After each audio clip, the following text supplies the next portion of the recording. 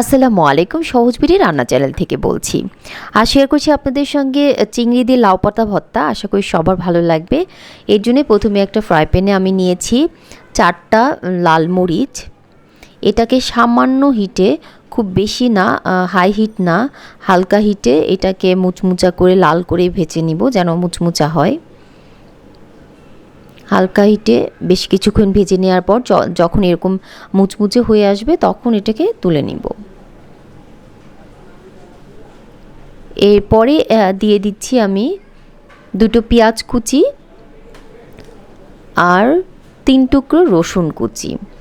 এটাকেও ভাজবো, কিন্তু কালার চেঞ্জ হওয়া বা লাল করে ফেলা না, জাস্ট একটু স্লটে টাইপের, যেন কাঁচা গন্ধটা চলে যায়। এইভাবে একটু ভেজে নেব 2 মিনিট, বেশি সময় না। এইভাবে একটু ভেজে নিয়ে এটাকে উঠিয়ে রাখবো। হালকা একটু স্লটে করে এটাকেও উঠিয়ে রাখবো। এইভাবে এটাকেও উঠিয়ে রাখছি।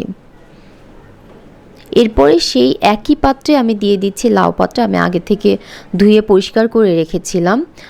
এখানে লাউ পাতা ডগার কিছু অংশটাও আমি দিয়েছি, কারণ একদম নরম পাতা ছিল, কচি জালি পাতা।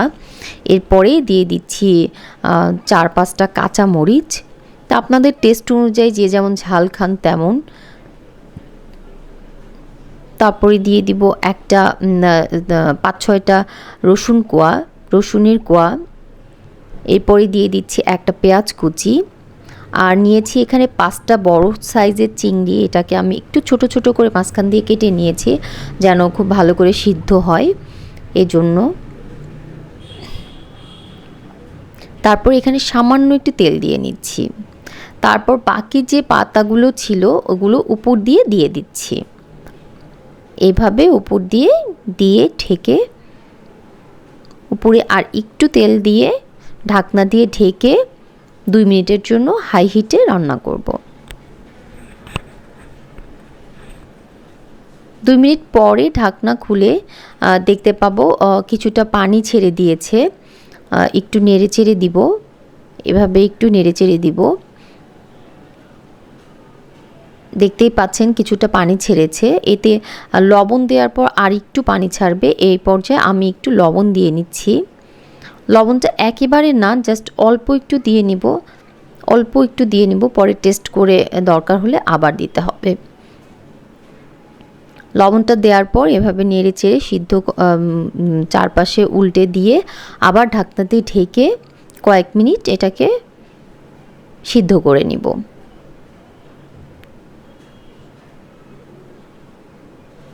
এভাবে 3-4 মিনিট সিদ্ধ করে নেওয়ার পরে ঢাকনা খুলে দেখতেই পাচ্ছেন খুব সুন্দরভাবে সিদ্ধ হয়ে গেছে। এটাকে একদম ওভারকুক বা ড্রাই করে ফেলা যাবে না, জাস্ট সিদ্ধ হয়েছে এরকম অবস্থাতেই উঠিয়ে ফেলতে হবে। কারণ চিংড়ি মাছটা রান্না হতেও খুব বেশি সময় লাগে না, লাউ পাতাতেও খুব বেশি সময় লাগে না রান্না হতে। এভাবে সবুজ রং থাকা অবস্থায় আমরা সব কিছু উঠিয়ে নেব। এভাবে সব কিছু উঠিয়ে নেব। এরপরে এটাকে আপনি চাইলে পাটায় বাটতে পারেন, আর না চাইলে যদি ব্লেন্ডার থাকে ব্লেন্ডারও ব্লেন্ড করে নিতে পারেন। আমি ব্লেন্ডারে ব্লেন্ড করে নিয়েছি, আমার এতটুকু হয়েছে। এরপরে যে লাল মরিচ আর পেঁয়াজটা ভেজে রেখেছিলাম সেইটা এখন একটু ম্যাশ করে নিব। আমি এখানে 3টা মরিচ নিয়েছি, 4টা না, ঝাল বেশি হয়ে যাবে। একটা গার্নিশিংয়ের জন্য রেখে দিয়েছি। এটাকে হালকা প্রেস করে নিব, একবারে মিহি না, জাস্ট একটু যেন মানে মরিচের ক্র্যাশ থাকে এরকম অবস্থায় রেখে দিব। এরপরে পেঁয়াজ দিয়ে একটু হালকাভাবে চটকে নিয়ে এতে আরও একটু তেল দিয়ে নিব, খুব বেশি না, কারণ এখানে অলরেডি তেল দিয়ে ভাজা, খুব বেশি তেলের প্রয়োজন নাই। তারপরে যে ব্লেন্ড করে রাখা ভর্তাটা ছিল এটা এর ভিতরে দিয়ে দিব। এই ভর্তাটা দেওয়ার পরে হাত দিয়ে নেড়ে চেড়ে খুব ভালো করে মেখে নিয়ে এই তো রেডি হয়ে গেল। আপনারা চাইলে এটা গরম ভাত অথবা খিচুড়ি যে কোনো কিছুর সঙ্গে ট্রাই করতে পারেন। আমি তো একদম সহ্য করতে পারছিলাম না, আমার আর সই ছিল না। আমি টেস্ট করে নিয়েছি, আলহামদুলিল্লাহ খুবই ভালো হয়েছে। আপনারাও চাইলে এভাবে করে খেয়ে দেখতে পারেন। আশা করি সবার ভালো লাগবে। যদি ভালো লাগে তাহলে প্লিজ সাবস্ক্রাইব করবেন চ্যানেলটি। ধন্যবাদ সবাইকে।